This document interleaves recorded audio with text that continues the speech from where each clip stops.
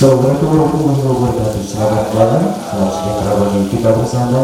Selesai malam hari ini, saya bisa kembali menjumpai Anda dalam program Talk and Coffee bersama saya bersama kata-kata kepada Anda selama beberapa menit ke depan. Dan seperti biasa, di malam sebelumnya kita akan membahas sebuah tema topik yang akan kita bahas bersama dengan beberapa narasumber yang sudah hadir bersama saya. Seperti yang Anda lihat di layar kaca Anda malam hari ini, saya tidak sendiri. Selain itu juga nanti jika berkemungkinan, jika koneksi bagus, kita juga akan mengundang Wakil Ketua DPR RI Bapak Fahri Hamzah jika memungkinkan. Namun sebelumnya kita sapa dulu di malam hari ini di Talk and Coffee malam hari ini tentunya di sebelah kanan saya kita sudah bersama dengan Ketua KPU Provinsi Jambi Bang Rizal. Selamat malam Pak. Mungkin nanti bisa bergantian menggunakan mikrofonnya ya. Kemudian juga di sebelahnya ada General Manager dari Media Petro Jambi.com yang juga sekaligus sebagai seorang akademisi, yaitu Bang Heri Novel. Selamat malam. Ya, terima kasih karena sudah berkesempatan untuk hadir pertama kali di bersama saya ya. Kemudian juga ini yang tidak asal lagi dan sering bertemu dengan saya ya. Ada Bang Mahyudi, Ketua DPW Partai Gelora Provinsi Jambi. Bagaimana Bang? Segera hari ini diri-diri Bang? Baik pemirsa dan juga yang sudah melihat di layar kaca Anda juga semoga tidak ada kendala dan kita bisa bergabung dengan Wakil Ketua DPR RI yaitu Bang Fahri Hamzah. Jika nanti mungkin kita akan mengajak untuk berdiskusi bersama pada malam hari ini. Baik, malam hari ini kita akan membahas mengenai demokrasi dan pilkada berkualitas. Dan tentunya tidak lama lagi seperti diketahui bahwa Provinsi Jambi khususnya akan menggelar pemilihan kepala daerah yaitu pada tanggal 9 Desember 2020 mendatang. Kita berharap bisa berjalan dengan lancar sesuai dengan apa yang kita harapkan bersama. Tapi bukan hanya kelancaran pada saat proses pemilihan saja, tapi kita juga berharap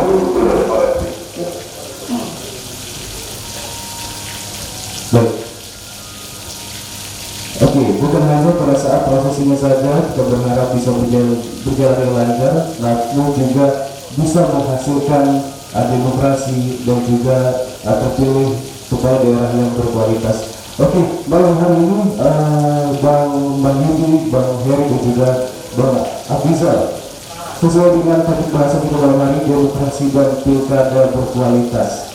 Tentunya ini menjadi hal yang sangat menjadi sorotan karena tentunya kualitas demokrasi juga ditentukan dengan seberapa kualitasnya memimpin kepala daerah terpilih ya.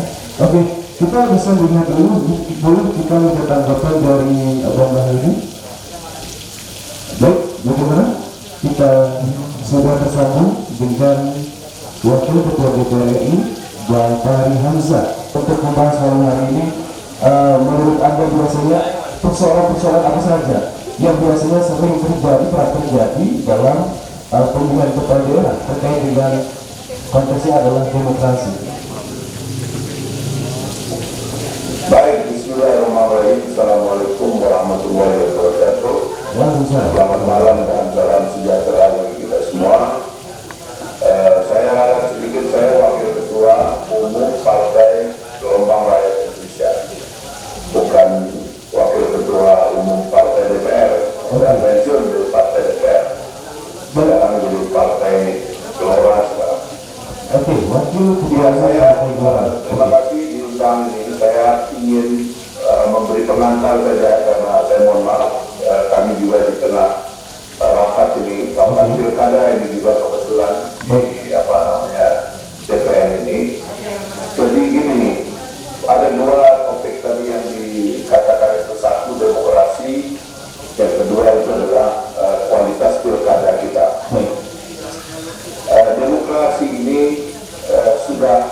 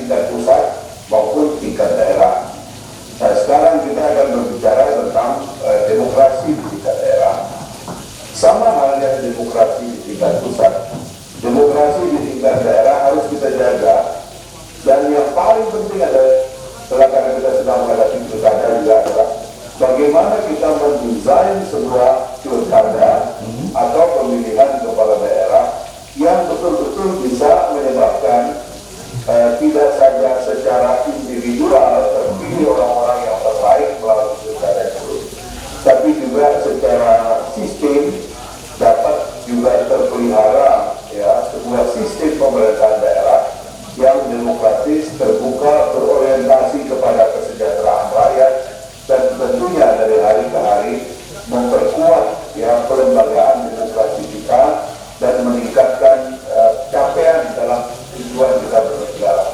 Melindungi segenap bangsa Indonesia dan seluruh tumpah darah Indonesia, memajukan kesejahteraan umum, mencerdaskan kehidupan bangsa dan lain-lain sebagainya.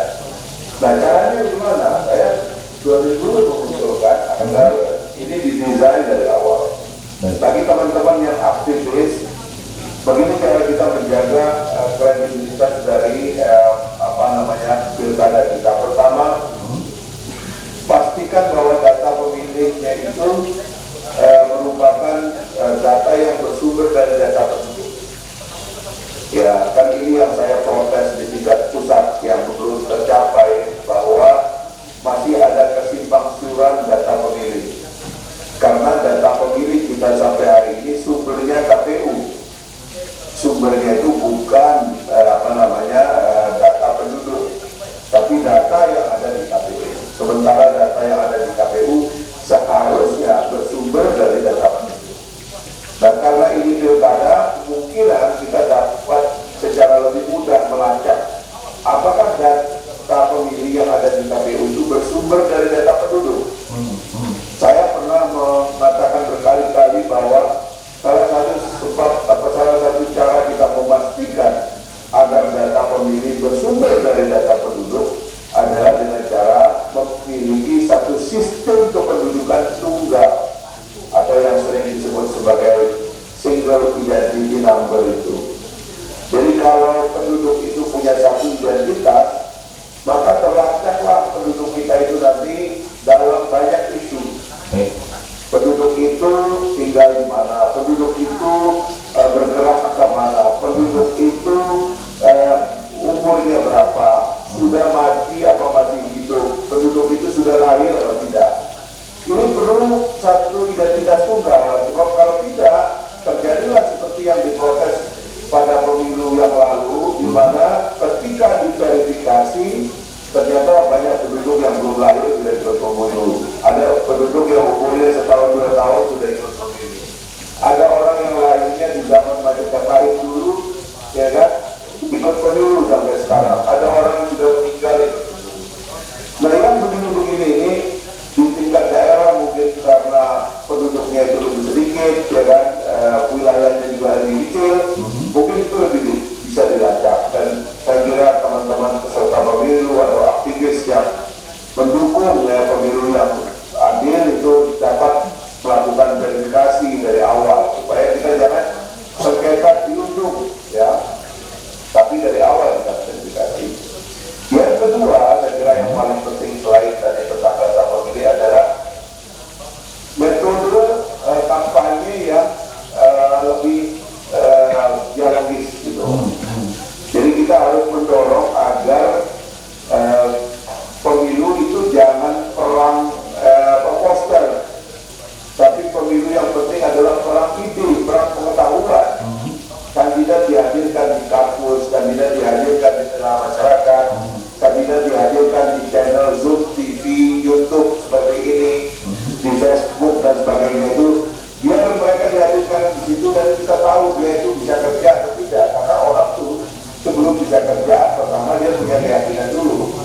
Untuk melacak dia punya keyakinan atau tidak, punya pengetahuan atau tidak, dilacaknya apa dia bisa ngomong. Makanya orang berdebat itu penting sebenarnya untuk melacak apakah orang itu bisa ngomong. Karena kalau orang itu tidak bisa ngomong, biasanya itu karena dia nggak punya ilmu, dia nggak punya keyakinan. Nah, kalau orang itu udah nggak punya keyakinan, nggak punya ilmu, nggak punya kemampuan bicara, biasanya juga nggak ngerti mesti melakukan apa.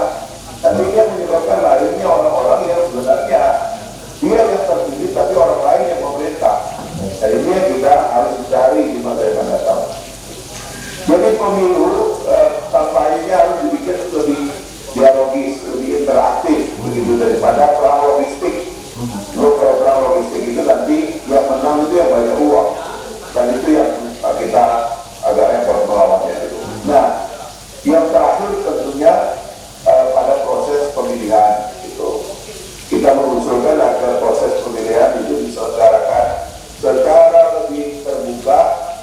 kalau bisa saksinya itu dibiayai oleh pemerintah. Kenapa dibiayai oleh pemerintah?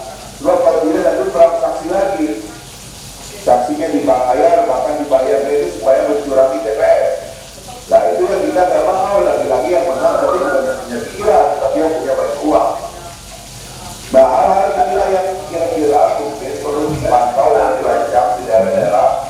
Mudah-mudahan dengan itu kualitas demokrasi kita bisa terjaga, ditandai dengan terpilihnya orang-orang yang lebih baik, sehingga ketika dia memimpin nanti kita bisa melihat pemimpin-pemimpin daerah yang fenomenal, yang sanggup menghadapi masalah-masalah masyarakat di daerah. Nah, kita akan menghadapi masa-masa sulit. Lorong-lorong gelap itu akan kita lalui pada masa COVID ini. Kalau kita tidak memilih pemimpin yang betul-betul kualifikasinya nomor satu, nanti bisa-bisa terjadi kekacauan di daerah. Karena yang muncul bukan pemimpin yang memang mau bekerja, tapi yang sekedar menang saja dengan jabatan itu. Itu yang harus kita hindari. Mungkin itu saja teman-teman sekalian sebagai pengantar. Terima kasih banyak. Tidak diskusinya. Tapi saya juga akan mengikuti melalui chatroom yang ada di Zoom ini. Nanti saya akan menjawab, Anda akan tampil kalau diperlukan untuk menjawab. Tapi kalau tidak, saya akan mengikuti saja perdebatan ini. Teman-teman di sini juga beberapa ikut menyaksikan apa yang sedang didiskusikan.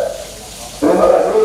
Assalamualaikum warahmatullahi wabarakatuh. Waalaikumsalam warahmatullahi wabarakatuh. Baik, terima kasih Bang Fahri Hamzah, Wakil Ketua Umum Partai Golongan Indonesia, sudah bergabung pada malam hari ini di Badan Keputusan Rakyat Idola TV. Baik, ada beberapa catatan tadi kita dengar dari Bang Fahri Hamzah, dan itu juga mungkin perlu juga kita perhatikan bersama ya. Baik, mungkin kita ke Bang Mahyudi dari Partai Golongan Indonesia Partai Jambi juga. Oke, baik.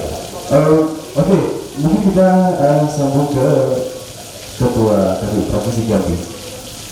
Melihat seperti yang dikatakan dari Wakil Ketua Umum Partai Golongan Indonesia tadi, ya ada beberapa catatan dari KPU sendiri. Seperti itu mereka juga sejauh ini mungkin dari seperti tahun-tahun sebelumnya apa persoalan yang kerap dihadapi oleh dalam pilihan kepala daerah tentunya.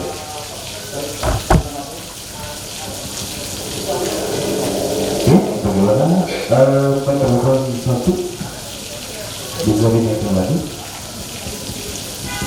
Coba gimana?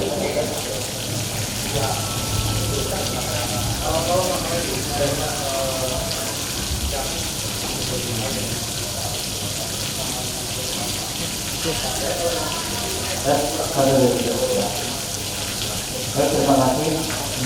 Assalamualaikum warahmatullahi wabarakatuh. Terima kasih Bang Fahri yang telah memberikan romantik diskusi malam ini. Kami dari Provinsi Jambi ya,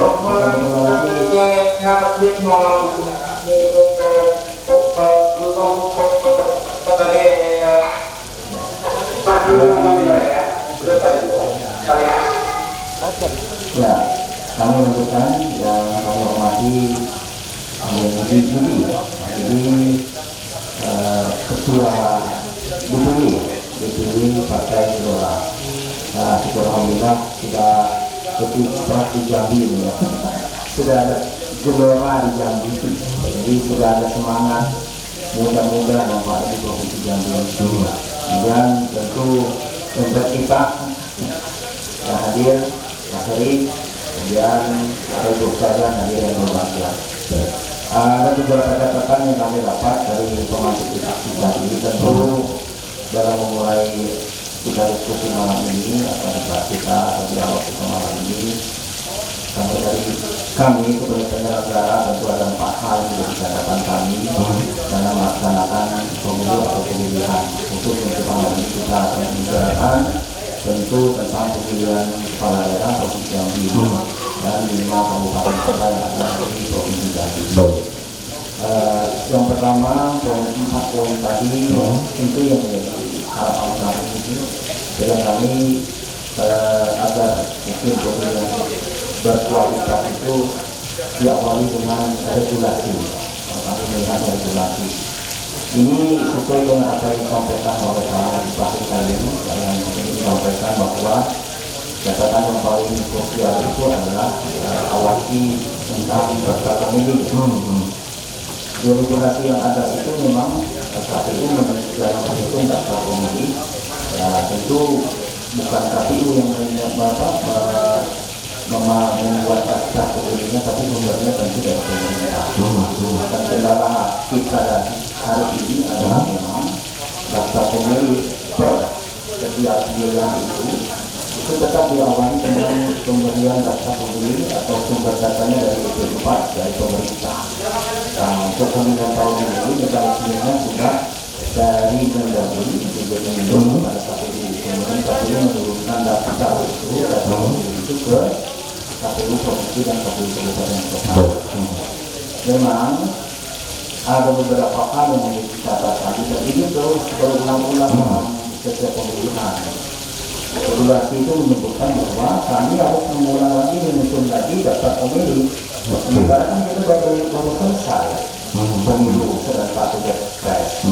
Tentu kalau ini yang diupdate, ini yang diulang, kemudian disusun ulang tanpa harus menyusun kembali lebih cepat dengan menambah berapa pemilih semula, kemudian mengupdate kembali. Tapi regulasinya tidak begitu. Regulasinya mengatur bahwa kami harus menyusunnya mulai dari pemilihan BP4, kemudian dibuat berapa jumlah TPS, kemudian dicoklit, kemudian dilakukan proses penyusunan DPS, diumumkan, seperti itu.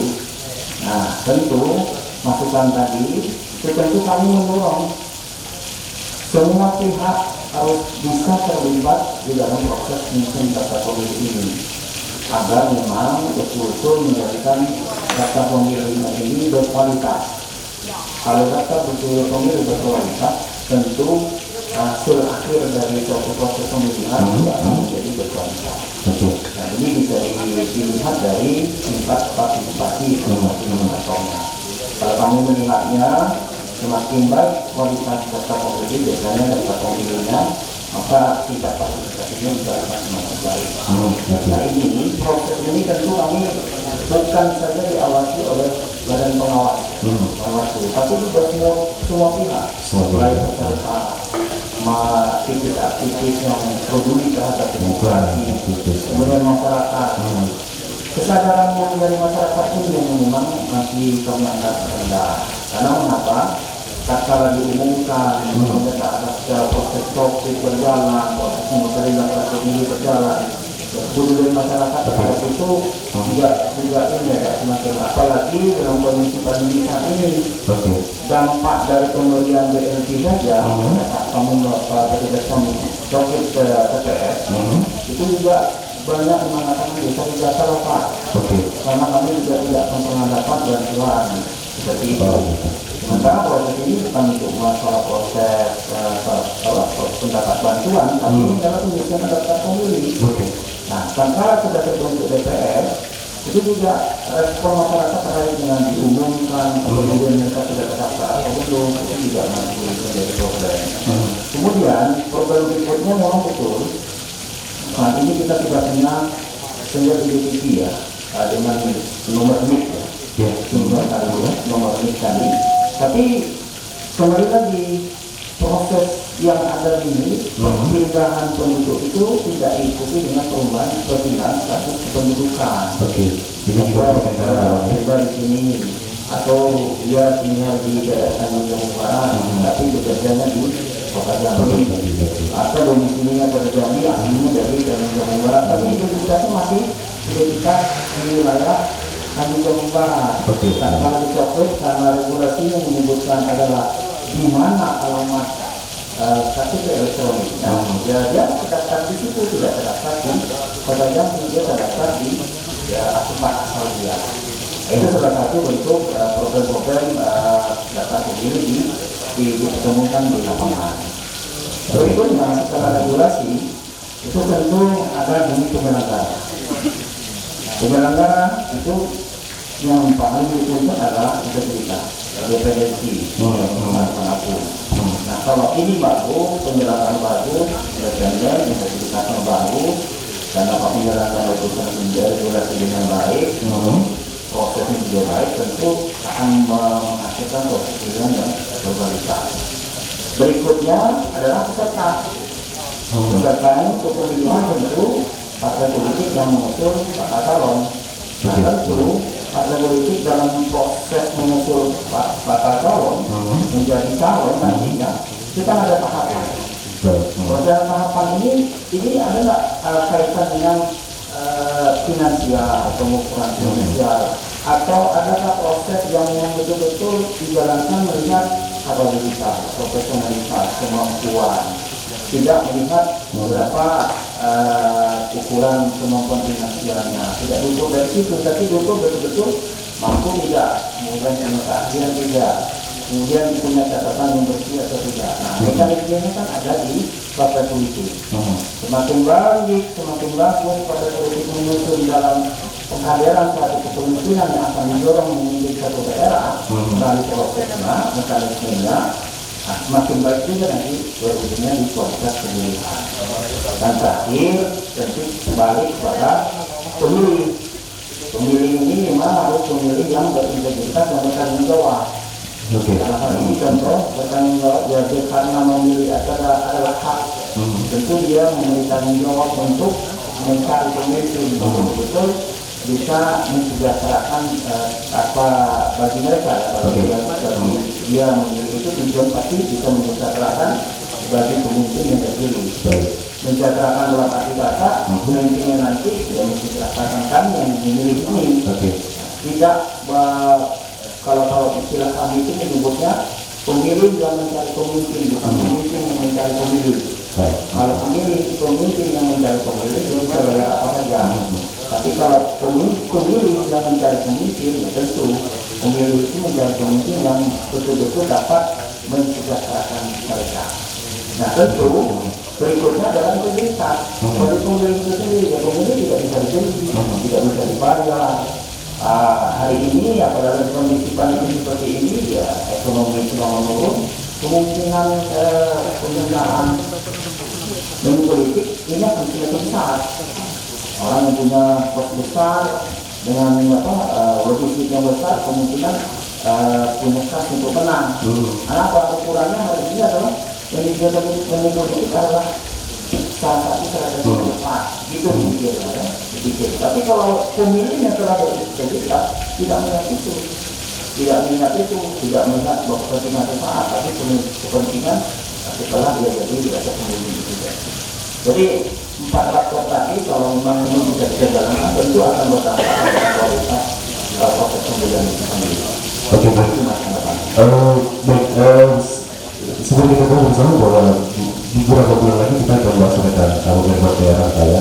Nah, sekarang bulan Agustus KPU sendiri sejauh ini ada formulasi khusus dalam menjelang pembentukan daerah ini di saat pandemi COVID-19 ini, Pak? Ada formulasi khusus yang sudah dilakukan oleh KPU di saat pandemi saat ini, Pak? Yang kami dorong saat ini adalah karena itu adalah keputusan politik dan ini sudah tertuang dalam regulasi, sudah di Perpu nomor 2 itu sudah menjadi Undang-Undang nomor 6 tahun 2020. Maka ini kami sebagai penyelenggara melaksanakan ini dengan baik. Tentu kami punya tanggung jawab dua. Satu, harus memastikan bahwa protokol kesehatan ini menjadi syarat mutlak ini betul-betul dijalani dengan tepat. Karena pemilihan serentak dapat dilanjutkan dengan catatan harus melaksanakan protokol kesehatan dengan ketat. Kemudian kami juga harus menyampaikan proses sosialisasi, kemudian informasi terkait pemilihan. Di samping itu juga kami harus menyampaikan informasi bahwa di proses pemilihan ini setiap tahapan itu protokol kesehatan dijalankan. Contoh misalnya, saat ini kami harus mensosialisasikan aman ke TPS. Karena di TPS itu nanti harus dilakukan masyarakat bahwa aman ketika aman ke TPS. Karena salah satu isu mungkin yang akan berkembang adalah bahwa kalau ini dijadikan isu, ini akan berdampak orang tidak sampai TPS. Maka kita akan menyampaikan bahwa aman ke TPS. Apa yang dikatakan aman ke TPS? Karena TPS itu satu, penyelenggaranya tentu dipastikan bebas dari COVID. Mengapa? Karena akan dilakukan rapid test, dan tidak ya. Kemudian berikutnya dilengkapi dengan alat pelindung diri. apa saja, ada masker, ada face shield, kemudian ada sarung tangan, kemudian di dalam TPS itu sendiri ada nanti hand sanitizer, kemudian ada disinfektan. Disinfektan itu setiap berkala akan dikontrol di TPS itu. Berikutnya bagi pemilih itu nanti disiapkan sarung tangan dari pakai. Kemudian bagi yang tidak bawa masker disiapkan ada maskernya. Kemudian ada hand sanitizer, ada tempat, kemudian ada alat pengukur suhunya. Nah, kami mengharapkan dengan kondisi aktivitas kemudian kelengkapan protokol kesehatan saat dilaksanakan ini, jadi kita sampaikan kepada masyarakat, jadi masyarakat aman bekerja. Jadi jangan khawatir, tapi kami mengharapkan tentu karena jumlah pemilih dibatasi, maka jangan dilakukan proses itu berbondong-bondong. Dibatasi jumlah antrinya jangan berbondong-bondong, tetap jalankan social distancing dan physical distancing. Mungkin yang pasti KPU Provinsi Jambi harus memastikan dan meyakinkan masyarakat bahwa kita tetap aman ketika TPS untuk memilih, ya. Baik, Bang Muhyiddin mungkin boleh menanggapi terkait dengan pilkada yang berkualitas tentunya, boleh iya betul. Karena bagaimanapun Bang Jaki juga selain KPU penyelenggara pilkada atau politik juga yang menentukan pada saat rekrutmen sudah berkualitaskah yang direkrut itu. Silakan Bang Muhyiddin boleh. Baik, terima kasih Pak Agus yang saya hormati Wakil Ketua Umum DPR Partai Gelora Indonesia, Bang Fahri Hamzah, yang saya hormati Bang Afijal, selaku pimpinan KPU Provinsi Jambi, dan Bang Heri, selaku GM of Metro, sekaligus ada bukti Bang. Oke, menarik diskusi kita pada hari ini. Apa yang disampaikan tadi kaitannya dengan parpol yang melakukan proses rekrutmen pilkada. Kalau saya memandangnya seperti ini, parpol itu kan sebagai sebuah lembaga yang harus melakukan kaderisasi politik pada pimpinan untuk daerah ataupun nasional. Nah, menjadi sebuah kewajiban bagi parpol menghadirkan sebuah menu yang benar-benar berkualitas untuk masyarakat, untuk rakyat. Nah, di sini memang menjadi catatan tersendiri ketika apakah proses rekrutmen yang dilakukan oleh parpol itu sudah menunjukkan prinsip-prinsip yang akan bermuara pada proses yang berkualitas. Karena memang kita tidak bisa menjamin mata, tidak bisa menjamin mata. Memang ada isu-isu miring terkait dengan proses rekrutmen Cakada. Ada isu miring yang sampaikan mungkin kaitannya dengan aktivitas, sampaikan Bang Fidel tadi ya. Jadi yang harusnya berdasarkan pada proses pada rekam jejak Cakada, berdasarkan juga pada kapasitas Cakada, tapi malah melakukan proses pragmatis gitu. Nah, itu sebenarnya yang tidak kita harapkan. Jadi harapannya memang dikedepankan bagaimana memproses rekrutmen tadi itu memang benar-benar untuk kebutuhan daerah tersebut. Ya, dia punya kapasitas. Ketika kita bicara integritas, dia tidak takut dengan hukum misalnya, tidak takut dengan penyakit masyarakat misalnya. Terus kalau kemampuan dia punya pengalaman. Berkaitan dengan Jambi, ini kan prosesnya diisi oleh orang-orang yang apa nih? Sebagai kepala daerah.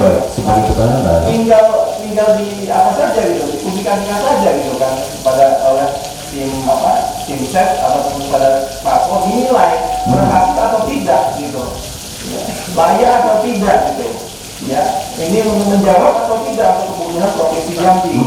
Nah, jangan memang mengedepankan aktivitas. Nah, itu yang tidak kita harapkan. Lagi kalau kita pragmatis dengan aktivitas, walaupun kita sekarang di kualitas politik itu sangat mahal, bukan kekuatan finansial yang luar biasa, tapi jangan itu yang dikedepankan.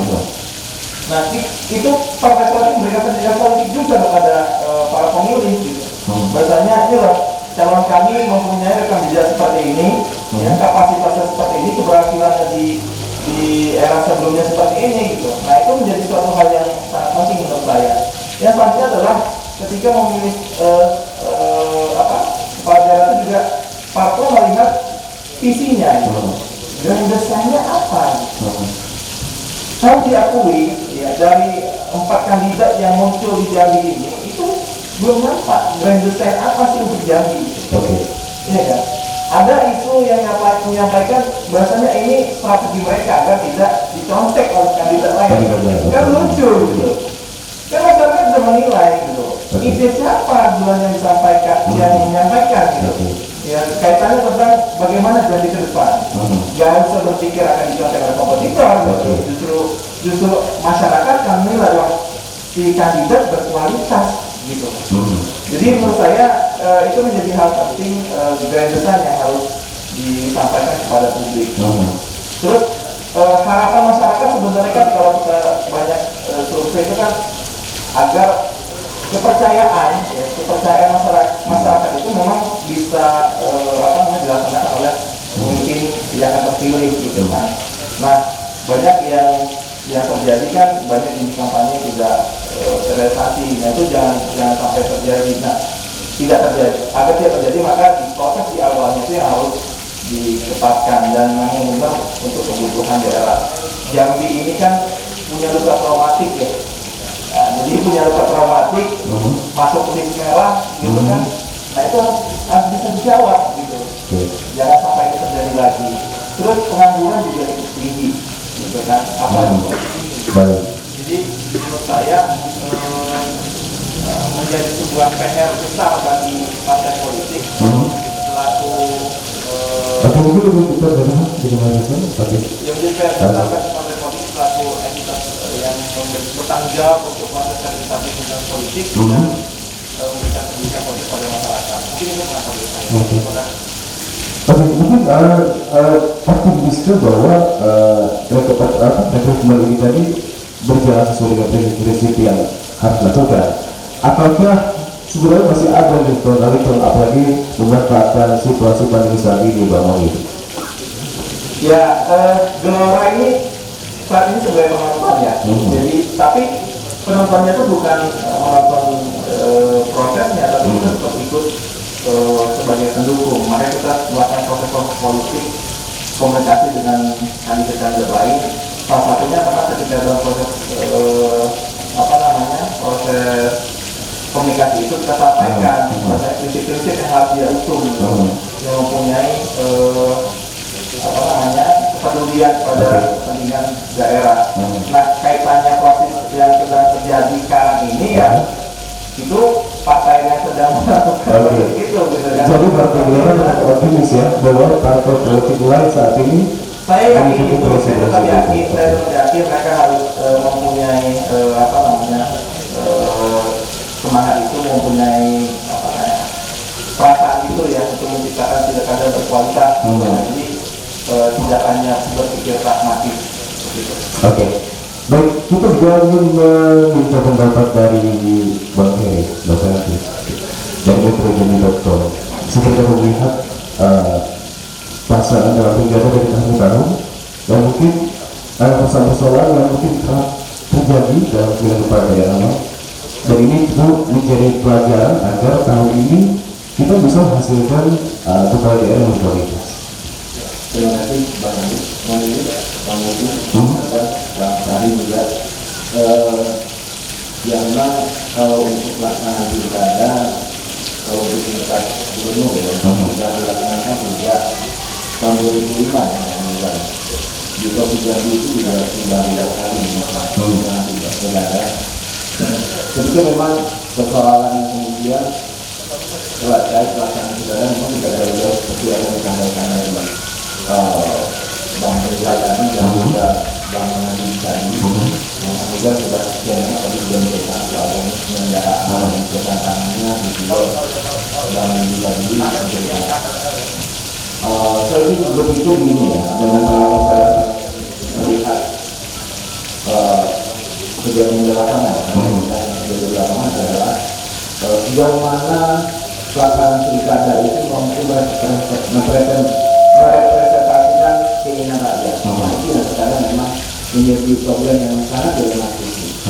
Misalnya kalau dalam konteks pilkada hari ini seringkali melihat partai politik misalnya menambahkan juga yang disampaikan dari komunikasi tadi, yang mana misalnya partai politik itu misalnya memang mengedepankan apa yang menjadi keinginan rakyat.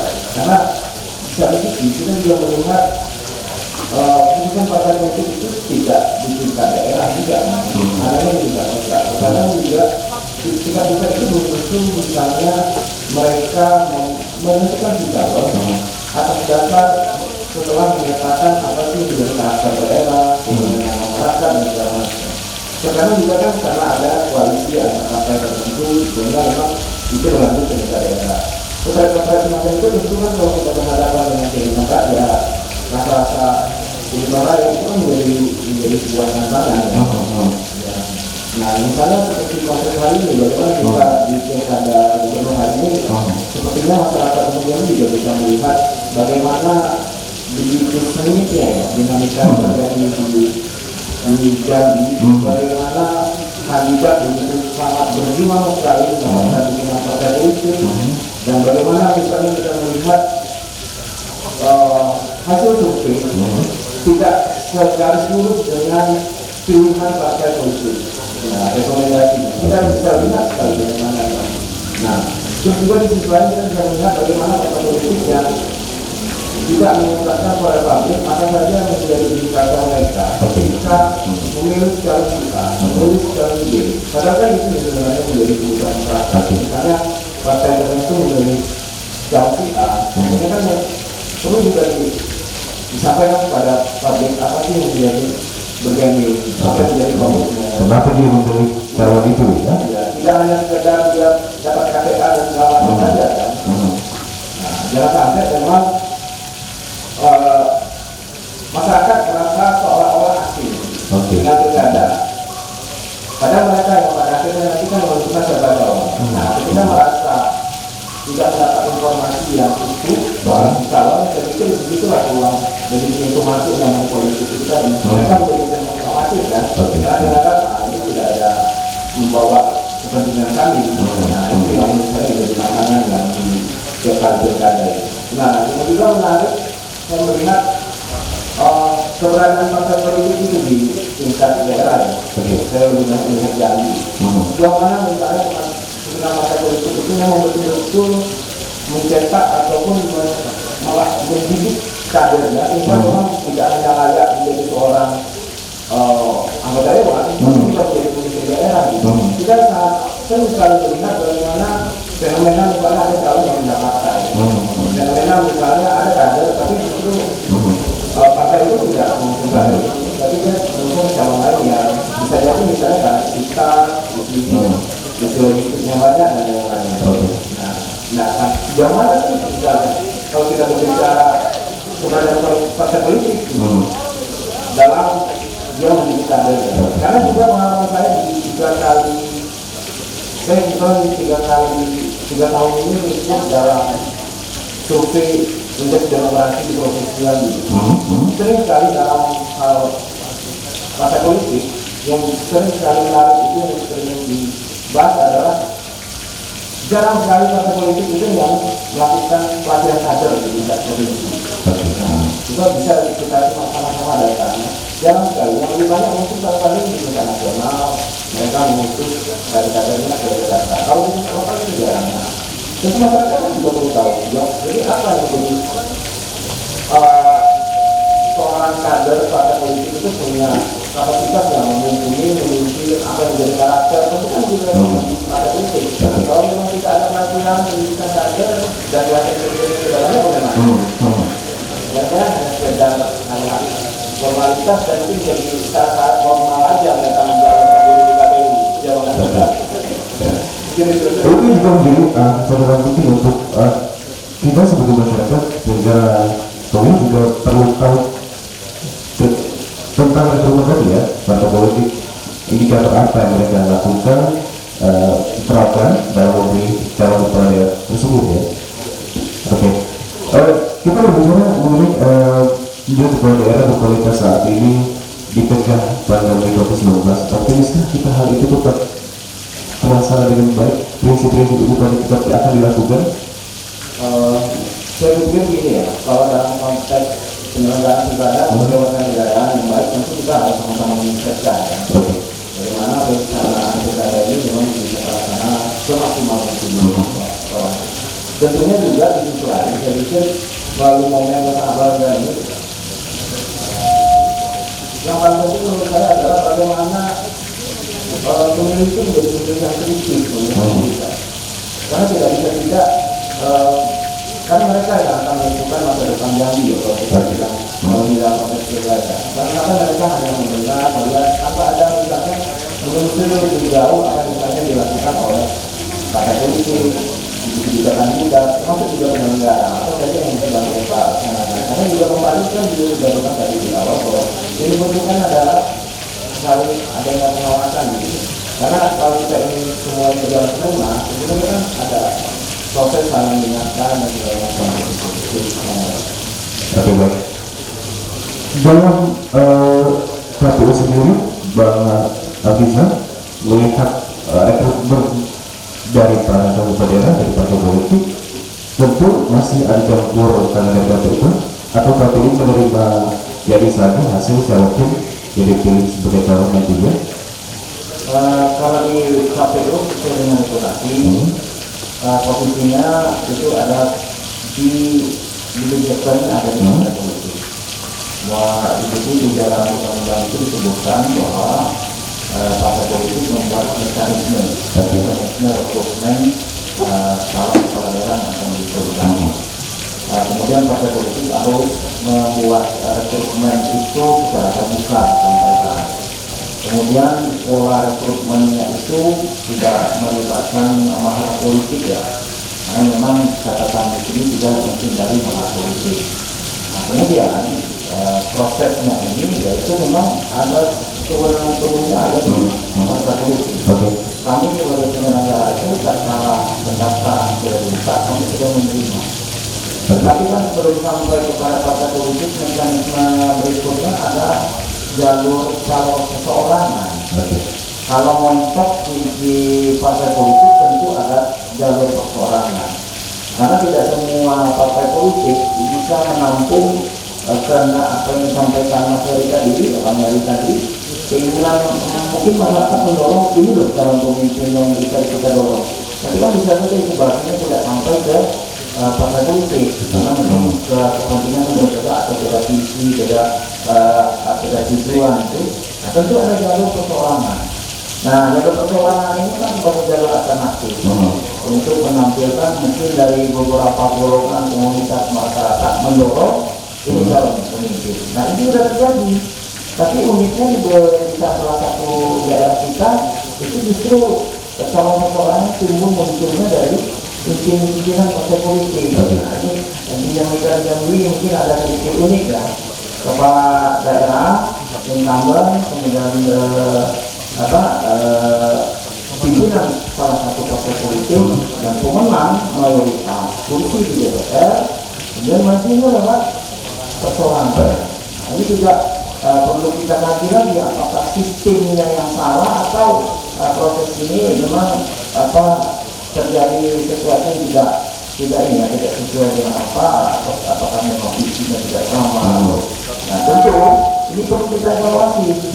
Nah, kalau jalur ini kedua-duanya itu semuanya tidak ada campur tangan di KPU. KPU menerima proses itu pada saat pendaftaran kita menerima memproses. Ada dua hal yang kami lihat adalah pencalonan, syarat pencalonan dan syarat calon. Kalau syarat pencalonan tentu untuk partai politik ada 20% kursi atau 25% suara sah. Kemudian jika ini sudah terpenuhi, silakan partai politik atau gabungan partai politik mengusung satu pasangan calon. Kemudian bakal pasangan calon ini kemudian masuk mendaftar di KPU, sudah terima prosesnya. Insya Allah tanggal 4 sampai tanggal 16 September besok prosesnya akan berjalan dengan verifikasi administrasi. Kemudian tanggal 6 sampai tanggal 11 itu pemeriksaan kesehatan. Kemudian nanti tanggal 23 kita akan menetapkan calon kepala daerah yang akan maju di dalam pemilihan tahun 2020. Oke, siapa nanti calon yang direkrut oleh partai politik, kewenangan sebetulnya ada partai politik tadi ya. Oke, Yang pasti kita berharap jika semua prinsip-prinsip itu sudah dilakukan dengan benar, baik itu pada parpol maupun kepada para penyelenggara pemilu, kita tetap optimis meski di saat pandemi COVID-19 saat ini penyelenggara-penyelenggara tetap berjalan dengan lancar dan kemudian menghasilkan kepala daerah berkualitas. Baik, karena waktu kita terbatas, tentu kita akhiri diskusi kita malam hari ini mengenai demokrasi dan pilkada berkualitas. Semoga bermanfaat dan yang pastinya kita ucapkan terima kasih. Sebelumnya juga ada wakil ketua umum dari Partai Gelora Indonesia yang saat ini sudah melanjutkan rapat. Kemudian juga kita ucapkan terima kasih kepada Bang Heri dari ketua DPW dari Partai Gelora ini seperti si Jambi Bang Heri dari Metro.com dan kepada KPU Bang Hamisa. Terima kasih sudah bergabung di diskusi kita malam hari ini. Semoga bermanfaat dan sampai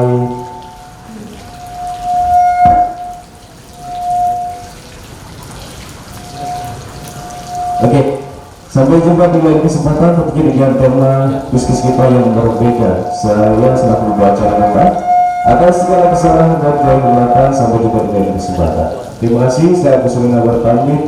Wassalamualaikum warahmatullahi wabarakatuh.